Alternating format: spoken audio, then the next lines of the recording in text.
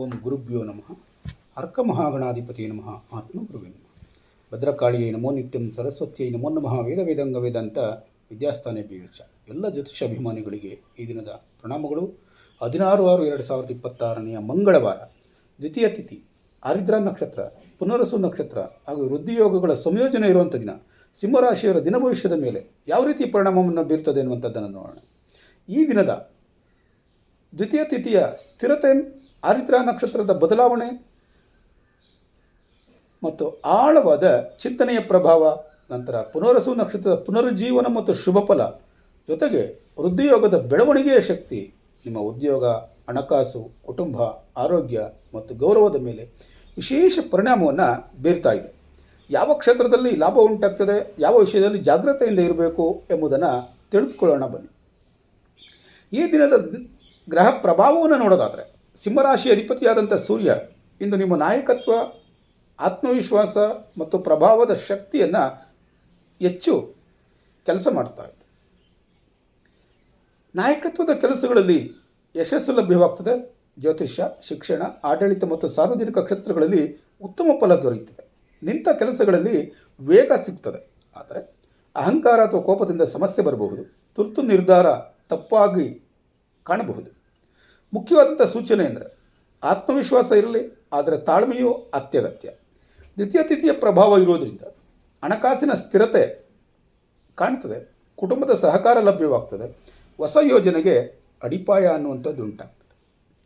ಆದ್ದರಿಂದ ಇಂದು ಹಣಕಾಸಿನ ಯೋಜನೆಯನ್ನು ಮಾಡಬಹುದು. ಕುಟುಂಬದಲ್ಲಿ ಶುಭ ಮಾತುಕತೆ ನಡೆಸಬಹುದು. ಹೊಸ ಕಾರ್ಯಗಳಿಗೆ ಯೋಜನೆಯನ್ನು ರೂಪಿಸಬಹುದು. ಆರಿದ್ರ ನಕ್ಷತ್ರದ ಪ್ರಭಾವ ಇರೋದರಿಂದ ಬದಲಾವಣೆ ತರಲು ಪ್ರೇರಣೆ ಲಭ್ಯವಾಗ್ತದೆ. ಹಳೆ ಸಮಸ್ಯೆಗಳಿಗೆ ಪರಿಹಾರ ಅನ್ನುವಂಥದ್ದು ಸಿಗ್ತದೆ. ಆಳವಾದ ಚಿಂತನೆ ಉಂಟಾಗ್ತದೆ. ಈ ದಿನದಂದು ಕೆಲಸದ ರೀತಿಯಲ್ಲಿ ಬದಲಾವಣೆ ಸಾಧ್ಯವಾಗ್ತದೆ. ಹಳೆಯ ಅಡೆತಡೆಗಳನ್ನು ನಿವಾರಣೆ ಮಾಡಿಕೊಳ್ಬೋದು. ಮನಸ್ಸಿನಲ್ಲಿ ಸ್ವಲ್ಪ ಅಶಾಂತಿ ಇರುತ್ತೆ. ಜಾಗ್ರತೆ ವಹಿಸಬೇಕಾದಂಥ ವಿಚಾರಗಳು ಏನಂದರೆ, ಕೋಪದಲ್ಲಿ ಮಾತನಾಡಬೇಡಿ, ಅಧಿಕಾರ ತೋರಿಸಲು ಹೋಗಬೇಡಿ. ಪುನರಸು ನಕ್ಷತ್ರದ ಪ್ರಭಾವ ಇರೋದ್ರಿಂದ ಪುನಃ ಲಾಭವಾಗ್ತದೆ. ಕಳೆದು ಹೋದ ಅವಕಾಶಗಳು ಮರಳಿ ಸಿಗ್ತದೆ. ಶುಭ ಸುದ್ದಿ ಎನ್ನುವಂಥದ್ದು ಲಭ್ಯವಾಗ್ತದೆ. ಈ ದಿನ ನಿಂತ ಕೆಲಸ ಪುನರಾರಂಭಗೊಳ್ಳಬಹುದು. ಹೊಸ ಸಂಪರ್ಕಗಳಿಂದ ಲಾಭ ಉಂಟಾಗ್ತದೆ. ದೇವರ ಅನುಗ್ರಹ ದೊರೆಯುವ ಸಾಧ್ಯತೆಗಳಿರ್ತವೆ. ವೃದ್ಧಿಯೋಗದ ಪ್ರಭಾವ ಇರೋದ್ರಿಂದ ಬೆಳವಣಿಗೆ ಹೆಚ್ಚಳವಾಗ್ತದೆ. ಗೌರವ ಹೆಚ್ಚಳವಾಗ್ತದೆ. ಉದ್ಯೋಗ ಮತ್ತು ವ್ಯವಹಾರಗಳಲ್ಲಿ ಸುಧಾರಣೆ ಎನ್ನುವಂಥದ್ದು ಉಂಟಾಗ್ತದೆ.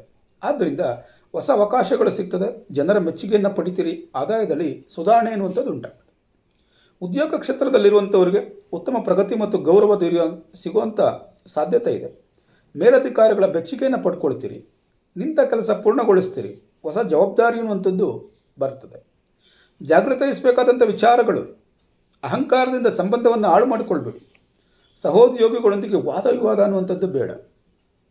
ವೃತ್ತಿಯ ಪ್ರಕಾರ ದಿನ ಭವಿಷ್ಯವನ್ನು ನೋಡೋದಾದರೆ, ಶಿಕ್ಷಕರು, ಜ್ಯೋತಿಷಿಗಳು ಮತ್ತು ನಾಯಕತ್ವ ಕ್ಷೇತ್ರಗಳಲ್ಲಿ ಕೆಲಸ ಮಾಡ್ತಾ ಇರುವಂಥವ್ರಿಗೆ ಉತ್ತಮ ಸ್ಪಂದನೆ ಎನ್ನುವಂಥದ್ದು ಲಭ್ಯವಾಗ್ತದೆ. ನಿಮ್ಮ ಕ್ಷೇತ್ರಗಳಲ್ಲಿ ಉತ್ತಮ ಫಲ ಅನ್ನುವಂಥದ್ದು ದೊರೆಯುತ್ತದೆ. ಅದರ ಜೊತೆ ಗೌರವನೂ ಹೆಚ್ಚಾಗ್ತದೆ. ಆಡಳಿತ ಕ್ಷೇತ್ರದಲ್ಲಿ, ಸಾರ್ವಜನಿಕ ಕ್ಷೇತ್ರದಲ್ಲಿ ಕಾರ್ಯ ಮಾಡ್ತಾ ಇರುವಂಥವ್ರಿಗೆ ಹೊಸ ಅವಕಾಶಗಳು ಲಭ್ಯವಾಗ್ತದೆ. ಜನಪ್ರಿಯತೆ ಹೆಚ್ಚಾಗ್ತದೆ. ವ್ಯವಹಾರದಲ್ಲಿ ಗೌರವ ಮತ್ತು ಹೊಸ ಸಂಪರ್ಕಗಳಿಂದ ಲಾಭ ಉಂಟಾಗ್ತದೆ. ಈ ದಿನದ ಅನುಕೂಲಕರ ಕ್ಷೇತ್ರಗಳೆಂದರೆ ಜ್ಯೋತಿಷ್ಯ, ಸಲಹೆ, ಶಿಕ್ಷಣ ಮತ್ತು ತರಬೇತಿ, ಮಾಧ್ಯಮ, ಆಡಳಿತ ಕ್ಷೇತ್ರ ಹಾಗೂ ಆನ್ಲೈನ್ ವ್ಯವಹಾರಗಳಲ್ಲಿ ಅನುಕೂಲತೆಗಳುಂಟಾಗ್ತದೆ.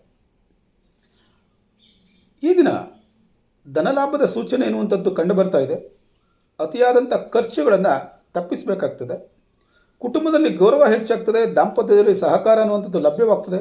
ಆದರೆ ಕೋಪ ಮತ್ತು ಅಧಿಕಾರ ಧೋರಣೆಯನ್ನು ತಪ್ಪಿಸಬೇಕಾದದ್ದು ನಿಮ್ಮ ಜವಾಬ್ದಾರಿ. ಆರೋಗ್ಯದ ವಿಚಾರದಲ್ಲಿ ಗಮನಿಸಬೇಕಾದಂಥ ಅಂಶಗಳೇನು? ತಲೆನೋವು, ಕಣ್ಣುಗಳಲ್ಲಿ ಬಾಧೆ, ದೇಹದ ಉಷ್ಣತೆ. ಆದ್ದರಿಂದ ನೀವು ವಿಶ್ರಾಂತಿಯನ್ನು ತೆಗೆದುಕೊಳ್ಳಬೇಕು. ನೀರು ಹೆಚ್ಚಾಗಿ ಕುಡಿಯೋದನ್ನು ಅಭ್ಯಾಸ ಮಾಡಿಕೊಳ್ಳಿ. ಪರಿಹಾರಕ್ಕೋಸ್ಕರ ಗುರು ಧ್ಯಾನವನ್ನು ಮಾಡಿ, ದಕ್ಷಿಣಾಮೂರ್ತಿಯನ್ನು ಧ್ಯಾನ ಮಾಡಿ. ಕೊನೆಗೊಂದು ಕಿವಿ ಮಾತು, ತಾಳ್ಮೆ, ವಿವೇಕ ಮತ್ತು ಆತ್ಮವಿಶ್ವಾಸದಿಂದ ನಡೆದುಕೊಂಡರೆ ಬೆಳವಣಿಗೆ, ಗೌರವ ಮತ್ತು ಯಶಸ್ಸು ದೊರೆಯುವ ಉತ್ತಮ ದಿನ ಇದಾಗಿರ್ತದೆ ಎನ್ನುವಂಥದ್ದನ್ನು ತಿಳ್ಕೊಂಡಿರಿ. ಈ ದಿನ ಭವಿಷ್ಯ ನಿಮಗೆ ಉಪಯೋಗವಾಗಿದ್ದರೆ ತಪ್ಪದೆ ಚಾನಲನ್ನು ಸಬ್ಸ್ಕ್ರೈಬ್ ಮಾಡಿ, ಶೇರ್ ಮಾಡಿ, ಲೈಕ್ ಮಾಡಿ. ನಾಳೆಯ ದಿನ ಭವಿಷ್ಯಕ್ಕಾಗಿ ಮತ್ತೆ ಭೇಟಿಯಾಗೋಣ. ಧನ್ಯವಾದಗಳು.